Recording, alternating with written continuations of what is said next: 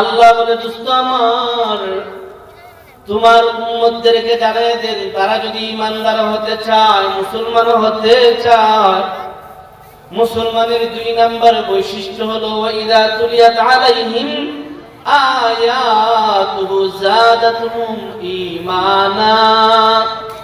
২ number বৈশিষ্ট্য হলো তেলাওয়াত শুনলে করলে ঈমান বাড়ে। আল্লাহ বলে একজন মুসলমানের ৩ নাম্বার বৈশিষ্ট্য ওয়ালা রাব্বিহিম ইয়াতাওয়াক্কালুন। আল্লাহ বলে একজন ঈমানদার, একজন মুসলমানের ৩ নাম্বার বৈশিষ্ট্য হলো বান্দারা পরিপূর্ণ ভরসা রাখবে একজনের উপরে। বলেন তো তিনি কে? আল্লাহ। বান্দা সব কিছু শেষ, দুনিয়া সব শেষ, এরপরও ভরসা হারা হবে না, ভরসা রাখবে একজনের উপর। বলেন তো তিনি কে? আল্লাহ বলে ওয়ালা রাব্বিহিম ইয়াতাওয়াক্কালুন। বান্দারা ভরসা রাখবে একমাত্র তার রবের উপরে। তার রব আছে শেষ, সব শেষ।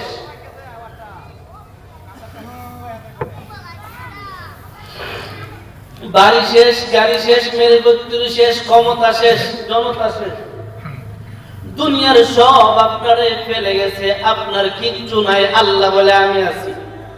বিশ্বাস হয় কিনা জানি না, আমি বিশ্বাস করি বান্দার কিচ্ছু নাই, একজন আছে, তিনি হলেন আল্লাহ। আল্লাহ বলে জানো আমি আল্লাহ আছি, আমি আল্লাহ আছি। আটলান্টিক মহাসাগরের মাঝে একা আছো, লঞ্চ নাই, নৌকা নাই, জাহাজ নাই, কিচ্ছু নাই, সব ধ্বংস হয়ে গেছে। এই জায়গায় তোমার কিচ্ছু নাই, এ বান্দা যাই না রাখিস, যে জায়গায় তোমার কিচ্ছু নাই এই জায়গায় আমি আছি। আপনারা আমার এতটুকু কথা বুঝে থাকলে বলেন তো, রাতের আধারে যারা ২ নাম্বারি করে, চুরি করে, জিনা করে, বাটপাড়ি করে, এমন সময় করে যে সময় একটা পোকাও আশপাশে নাই, কুকুরও নাই, বিড়ালও নাই, খেয়েও নাই, বলেন তো এই সময় একজন আসেনি? বুঝেন নাই আমার ভাষা? এমন এক সময় যারা চুরি করে, এরা দিনের বেলা করে না, যারা চুরি করে দিনের বেলা করে, এমন সময় চুরি করে যে সময় নিজে ছাড়া কেউ নাই, একটা ফুকাও নাই। আল্লাহ বলে এই সময়ও আমি আল্লাহ আছি। ওয়ালা রাব্বিহিম ইয়াতাওয়াক্কালুন। ভরসা করবে আমি আল্লাহর উপরে, ভরসা করার মতো। জানো যে জায়গায় দুনিয়ার কেউ নাই, এই জায়গায় আমি আল্লাহ আছি। আপনারা জানেন পৃথিবীতে একজন বাদশা ছিল, যার নাম সাদ্দাত। যেই সাদ্দাত নাকি সারা দুনিয়াটারে সে নিজের নিয়ন্ত্রণের ভিতরে রাখছে। জুলুমের শেষ নাই, জালিমের শেষ মাত্রায় চলে গেছে। এই সাদ্দাতের ইতিহাসটা কান আমাদের আকাবিররা বলে, সাদ্দাত যখন জন্ম নিছে তখন একটা বাসমান তক্তার উপরে, বাসমান তক্তা একটা লঞ্চে ছিল তার মা। তুফান আসছে, ঘূর্ণিঝড় আসছে, লঞ্চ ধ্বংস হয়ে গেছে। ঘূর্ণিঝড়ের কবলে লঞ্চ সম্পূর্ণ ধ্বংস হয়ে গেল। লঞ্চ ধ্বংস হওয়ার পরে একটা তক্তার উপরে তার মা বাসমান। ঠিক আটলান্টিক মহাসাগরের মাঝে, মহাসমুদ্রের মাঝখানে তক্তার উপরে মা। আল্লাহ বলে ডেলিভারি হয়েছে। মা মহাসমুদ্রের মাঝখানে একা, কেউ নাই। আল্লাহ বলে সাদ্দাত ডেলিভারি হয়ে দাও, সাদ্দাত ডেলিভারি হয়ে গেল। সাদ্দাত তক্তার উপরে বাসমান, মা পানিতে। সাদ্দাত পেটের ক্ষুধায় কান্দে, মা প্রস্তুতি নিচ্ছে, দুধ দিবে, স্তন দিবে। আল্লাহ বলে আজরাইল যাও, এই সাদ্দাত যেন তার মায়ের দুধ পান করতে না পারে, মার রূহটা নিয়ে আসো। সাদ্দাতের মা দুনিয়া থেকে বিদায়। বলেন তো এই মহাসমুদ্রের মাঝে একটা তক্তার মাঝে সাদ্দাত একা। এই তো সবে মাত্র আসছে, পদার্পণ করেছে শিশু। এই জায়গায় তাকে রক্ষা করার কেউ আছে? আমার ভাষা বুঝেন আপনারা? মহাসমুদ্রের মাঝে একটা তক্তা, এই তক্তার উপরে সাদ্দাত নামক বাচ্চাটা বাসমান, সবে মাত্র আসছে।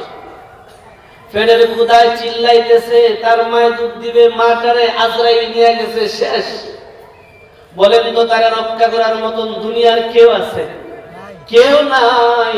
আল্লাহ বলে ঠিক ওই সময়ে আমি আল্লাহ সাদ্দাতরে রক্ষা করছি, যেইভাবে সাদ্দাতরে রক্ষা করছি মহাসমুদ্রের মাঝে একটা তক্তারে মাধ্যম করিয়া ও কিয়ামত পর্যন্ত আনেওয়ালা মুসলমান সন্তানেরা রে, তোমরাও যত বড় বিপদে পড়ো না কেন ভরসা করো আমি আল্লাহর উপরে।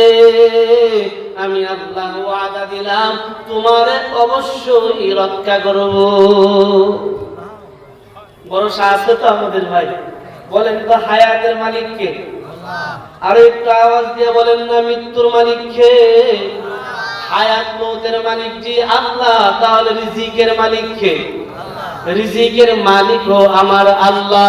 আমরা অনেক সময় মনে করি ইমামতি না থাকলে খাইমু কি? আল্লাহ বলে ইমামতি না থাকলেও আমি আল্লাহ খাওয়াইমু। ব্যবসা না থাকলে খাইমু কি?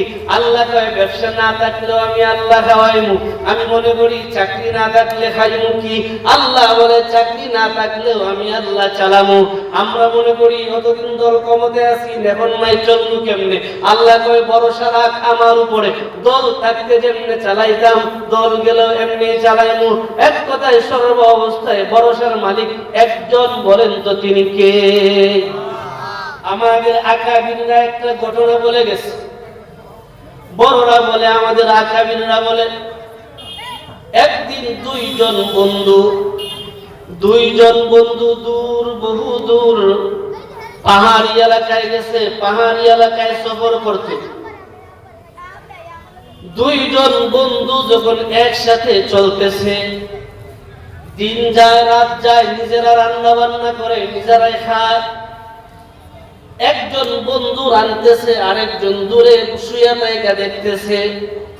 চুলায় যখন আগুন নিবাসা, যে বন্ধুটা রাঁধতেছে এই বন্ধুরা রাঁধতে গিয়া চুলার আগুন নিভলে ফু দেয় না, ফু দিয়া জ্বালাইতে হয়, ফু দেয় না, না দিয়া নিজের হাতটারে ঢুকায় দিয়ে আগুন জ্বালায় দেয়। সুবহানাল্লাহ বলেন না? আমরা দেখছি বর্তমান তো নাই, কারণ গ্যাস আইছে, কারেন্ট আইছে কতটা।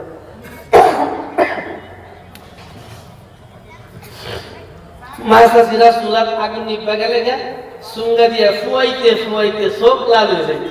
এখন তো এগুলি লাগে না, ডিজিটাল যুগ, সব আধুনিক যুগ।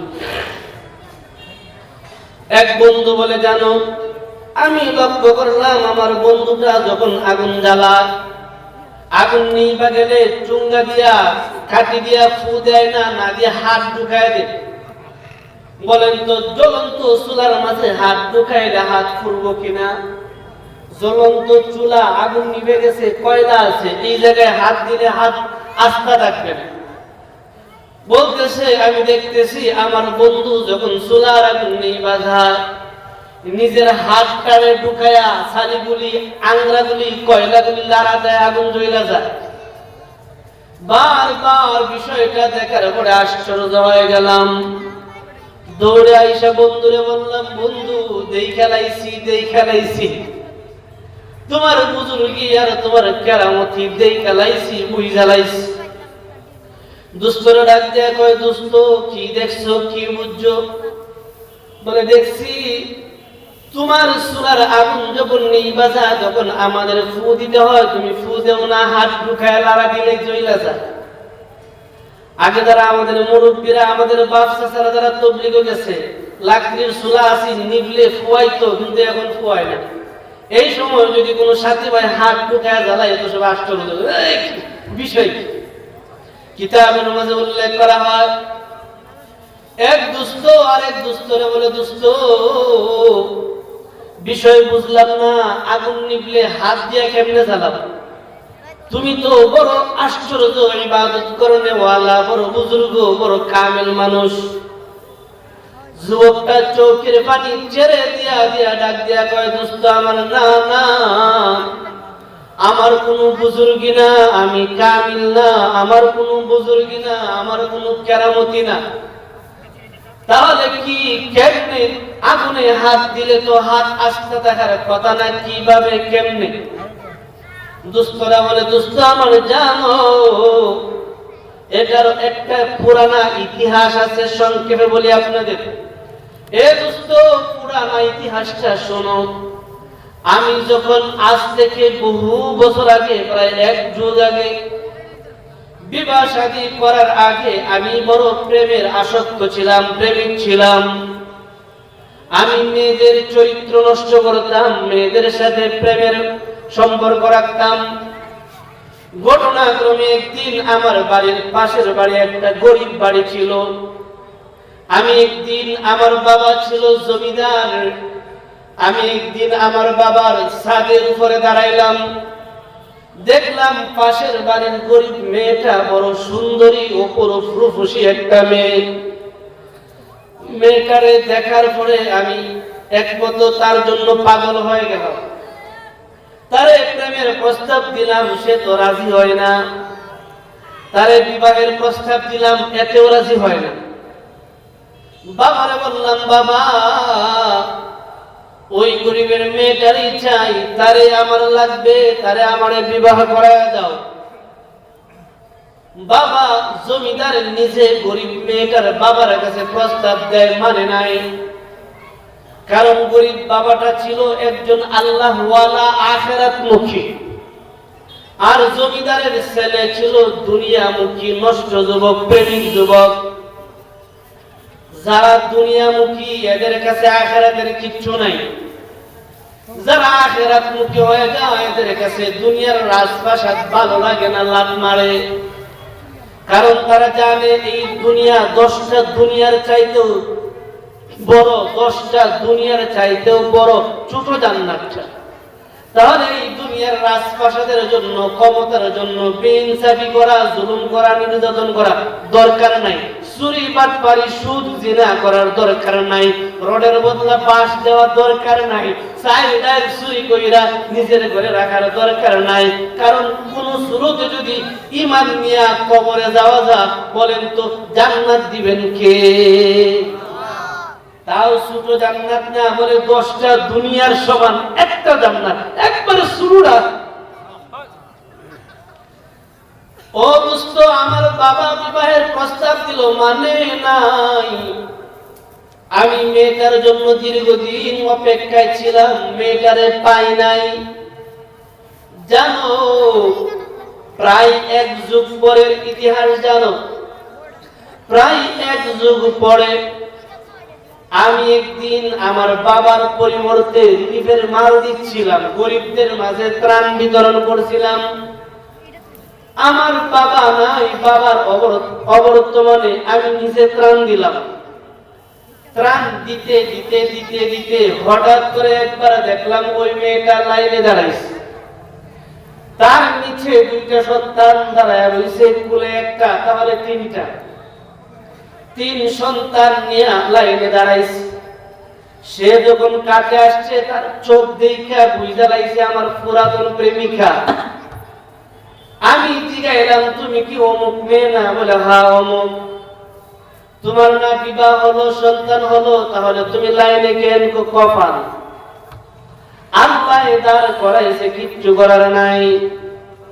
ও যুবক ভাই, বৃদ্ধ বাবারা, পর্দার আড়ালের মারা, শোনো, সেই মেয়েটাও কিন্তু একজন আবেদা, নেককারিনী মহিলা ছিল। ভরসা কতটুকু আল্লাহর উপরে ছিল। আল্লাহ বলে, ওয়ালা রাব্বিহিম ইয়াতাওয়াক্কালুন, ভরসা করো, ভরসা করার মতো আল্লাহর উপরে।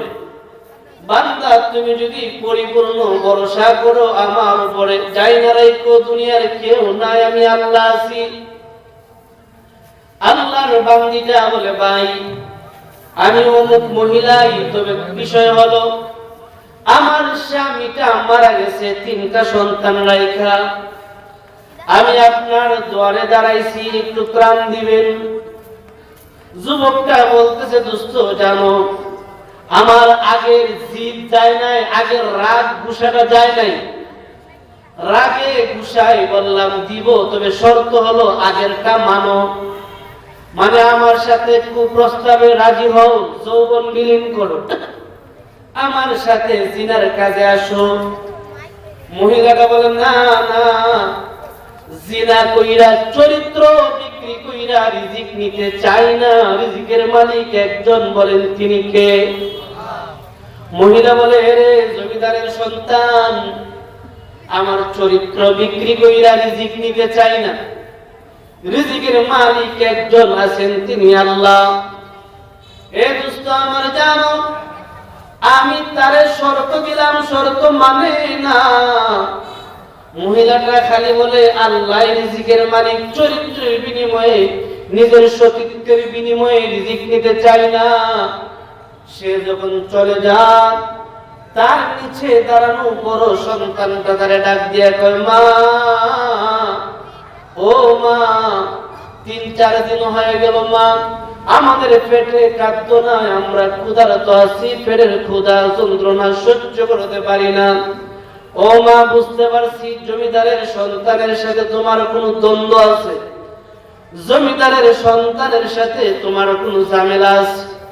ও মা, কষ্ট করো, ঝামেলাটা মিটমাট করো, মিটমাট করিয়া রিজিক লও, অন্যথায় বাড়িতে চলো, আমাদের গলায় নিজের হাতে টিপা আমাদেরকে মাইরা লাও। ও মা, 3-4 দিন হয়ে গেল, পেটের ক্ষুধার যন্ত্রণা সহ্য করা যায় না। ও মা, হয়তো ঝামেলাটা মিটমাট করো, অন্যথায় বাড়িতে চলো, আমাদেরকে গলা টিপা মাইরা ফেলো। এ দোস্ত, জানো সন্তানগুলির চোখের পানি আমার চোখে এখনো ভাসে। মাটা সন্তানগুলির কথা শুই না, তাদেরকে সান্ত্বনা দিয়া আমার কাছে আসছে। আমার কাছে যখন আসছে, আমি বুঝা লাইছি হয়তো শর্ত মাইনা লাইছি।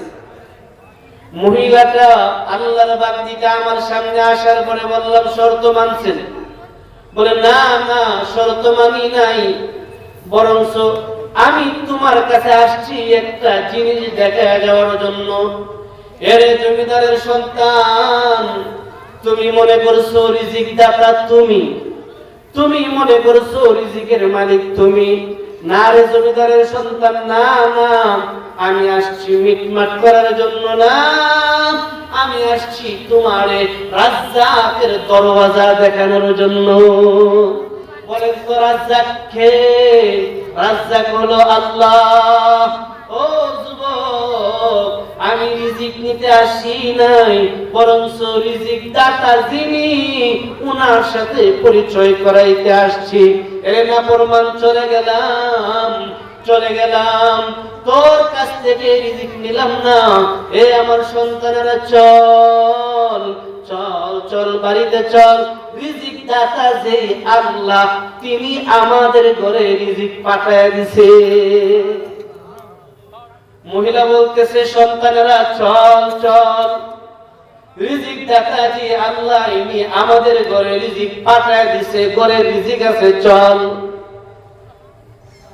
জানো দোস্ত আমার, ওই মহিলার কথাগুলি আমার অন্তরের ভিতরে এমন একটা আঘাত লাগায় দিল।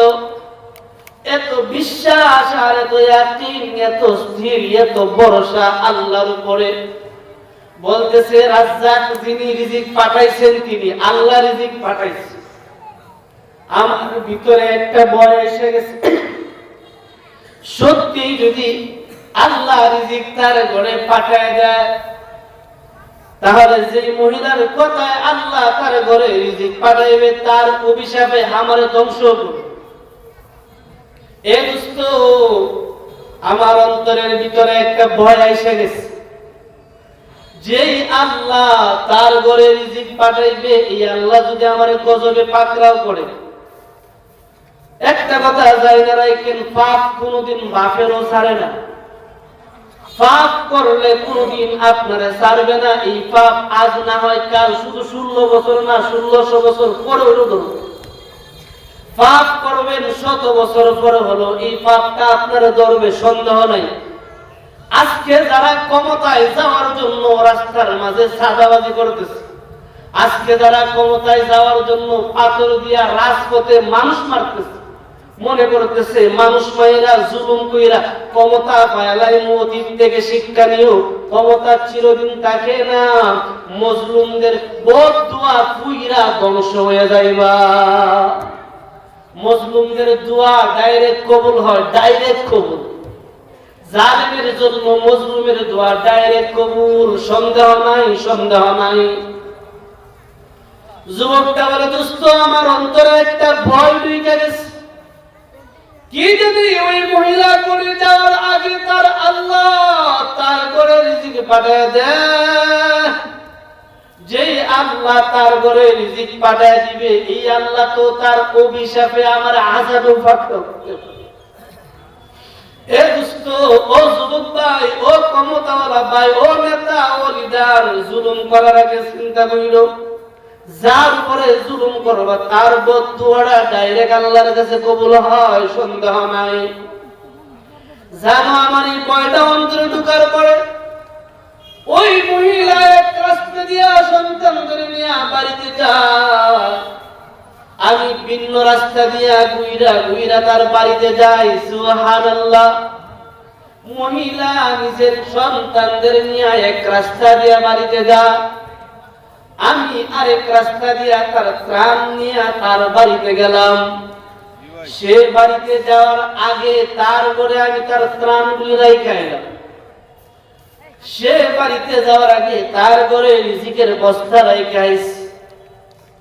আমি যখন তার ঘরে রিজিকের বস্তা রাইখা আসছি, ওই মহিলাটা দরজায় দাঁড়ায় সন্তানদের বলতেছে, এ সন্তানেরা আমার, বলছিলাম না রাজ্জাককে রিজিক পাঠাইছে, বলেন তো রাজ্জাককে? রাজ্জাক আল্লাহ, রাজ্জাক আল্লাহ। বলতেছে সন্তানেরা আমার, আমি কি বলি নাই রাজ্জাক যিনি রিজিক পাঠাইবেন তিনি? দেখো আমরা আসার আগে রাজ্জাকে রিজিক পাঠায় দিছে। যুবকটা বলতেছে, দোস্ত আমার জানো, আমি তার ঘরের আড়ালে দাঁড়ায় রইলাম, সে তার রিজিক পায়া সন্তানদের খাওয়ালো, নিজেও খাইলো তৃপ্তি সহকারে। খাওয়ার পরে আসমানের দিকে দুইটা হাত উঠায় দিছে, আসমানের দিকে দুইটা হাত উঠায় আল্লাহরে বলে, আল্লাহ পেটের ক্ষুধা নিয়ে একটা নাফরমানের চেহারা দেখছিলাম। মহিলাটা দোয়া করতেছে, আল্লাহ পেটের ক্ষুধা নিয়ে একটা নাফরমানের চেহারা দেখছিলাম, বড়া পেটে কেন সিদ্দিকটার চেহারা দেখলাম না? সুবহানাল্লাহ। পেটের ক্ষুধা নিয়ে একজন নাফরমানের চেহারা দেখছিলাম, কেন আল্লাহ বড়া পেটে একজন ইমানদারের চেহারা দেখলাম না? আল্লাহ গো, তুমি কি বড়া পেটে রাজ্জাক যিনি বর্তমান আমাদেরকে রিজিক দিছে ওনারে কি দেখাইতে পারলা না? আল্লাহ বড়া খালি পেটে ক্ষুধার্ত পেটে নাফরমানের চেহারা দেখছিলাম, বড়া পেটে নেককারের চেহারা দেখাটা বড় ইচ্ছা ছিল। আল্লাহ নেককারের চেহারা দেখি নাই, দুঃখ নাই, তবে আমি তোমার কাছে দোয়া করি, দরখাস্ত রাখলাম, যে ব্যক্তিটা আমাদের রিজিকের ফয়সালা করছে তারে কিন্তু দুজকের আগুনে জ্বালাইও না। সুবহানাল্লাহ। মহিলাটা বলে, হে দোস্ত, এই মহিলা দোয়া করতেছে, আল্লাহ যিনি আমাদের রিজিক পাঠাইছে তারে জাহান্নামের আগুনে জ্বালাইও না। শুধু জাহান্নামের আগুনে না, ওই বান্দাটা যদি কারণবশত দুনিয়ার আগুনেও পড়ে যায়, কারণবশত যদি দুনিয়ার আগুনের মাঝে পড়ে যায়, আল্লাহ আমি আমার মাসুম সন্তানদের নিয়ে দোয়া করে দিছি, দুনিয়ার আগুনেও তারে জ্বালায় না। এই দোস্ত, এই যে হাত দিয়া আগুন জ্বালায় দেই, আগুন জ্বালায় দেই, এইটা আমার কোনো শক্তি না, এইটা হলো আল্লাহর উপর ভরসা করনেওয়ালা পরিপূর্ণ মুমিনা একজন মহিলার দোয়া। বলেন তো ভরসা করব কার উপরে? আল্লাহ। বুঝেন না আমার কথা? একটু আওয়াজ দিয়ে বলেন না। হায়াত মওত রিজিক সবকিছুর মালিক একজন, তিনি কে? আল্লাহ। বলে একজন পরিপূর্ণ মুমিন, একজন পরিপূর্ণ ইমানদারের 3 নাম্বার বৈশিষ্ট্য হলো বান্দাটা ভরসা করবে একমাত্র আমি আল্লাহর উপরে।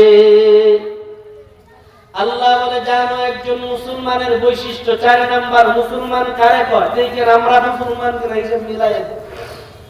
4 নাম্বারে আল্লাহ বলে, আল্লাযীনা ইউকিমুনাস সালাহ, মুসলমান কয় তারে যে পাঁচ ওয়াক্ত নামাজ পড়ে। বলেন তো নামাজ শুধু শুক্রবারে ফরজ, বাকি কি ফরজ না? এরকম আমার ভাষা বুঝেন আপনারা? শুধু শুক্রবারে জুম্মার নামাজ ফরজ, বাকি যে ফরজ না। বাকি পাঁচ ওয়াক্ত নামাজই ফরজ। কে কে বিশ্বাস করেন হাত উঠান তো। আল্লাহ আমাদেরকে মরণ পর্যন্ত জামাতের সাথে পাঁচ ওয়াক্ত নামাজ আদায় করার তৌফিক দাও বলে আমিন। তাহলে আল্লাহ বলে আল্লাযীনা ইউকিমুনাস সালাহ, যারা নামাজ কায়েম করে, মানে পাঁচ ওয়াক্ত নামাজ পরিপূর্ণভাবে যারা আদায় করে, এরা হলো মুমিন, এরা হলো মুসলমান। আর যারা শুধু শুক্রবারের নামাজি, যারা শুধু নির্বাচন আইলেই নামাজি, দেখেন সামনে নির্বাচন হইতেছে না, আল্লাহ আপনারা সুনাম মনে নাই বাংলাদেশে কত নামাজি যে পারবো এই হিসাব ছাড়া। নামাজি প্রচুর নামাজি পারবো, সামনে কিছুদিন পরে দেখবেন হঠাৎ নামাজি কিনে তো জীবনও দেখছি না। ভাই সাহেব বুঝুন না, সামনে মানে নির্বাচন হইতেছে, নির্বাচন মুসলিম। আর এই যদি কারণ বশত পাস করে ডায়াবেটিস তো করবে, কারণ তা আল্লাহর লাগে নামাজ পড়ছে না, দুনিয়া মানুষের দেখাই বলে। আল্লাহ হেদায়েত দাও বলে আমিন। বলে পাঁচ ওয়াক্ত নামাজ পড়া ফরজ না মাঝে মাঝে ফরজ? ভাষা বুঝেন? মাঝে মাঝে নামাজ পড়া ফরজ না পাঁচ ওয়াক্ত নামাজ পড়া ফরজ? শুধু জুমার দিন শুক্রবারে নামাজ পড়া ফরজ না পাঁচ ওয়াক্ত ফরজ? পাঁচ ওয়াক্ত কি সপ্তাহে একদিন না প্রতিদিন? প্রতিদিন পাঁচ ওয়াক্ত নামাজ পড়া ফরজ, বাধ্যতামূলক পড়তেই হবে। বাঁচলে বড় না মরে গেলে কথা শেষ। কিন্তু আমরা অবস্থাটা কোন সুরতে জুম্মার নামাজ পড়লেই তো মুসল্লি, কোন সুরতে যদি মাস সপ্তাহে একদিন বা মাসে একদিন যাইতে গেতে পারি, সবে রাত্রে নামাজ পড়ে যাইতে পারি, সবে কথা পড়ে যাইতে পারি, মুসল্লি। আল্লাহ কয় সমাজের মুসল্লি। আসলে বেঈমানের চাইতে এটা খারাপ। একটা বাইপাস কথা বলি, আল্লাহ মাফ করুন। কুকুর চিনেন তো সবাই, কুকুর শুকর, কুকুর শুকর। সে যখন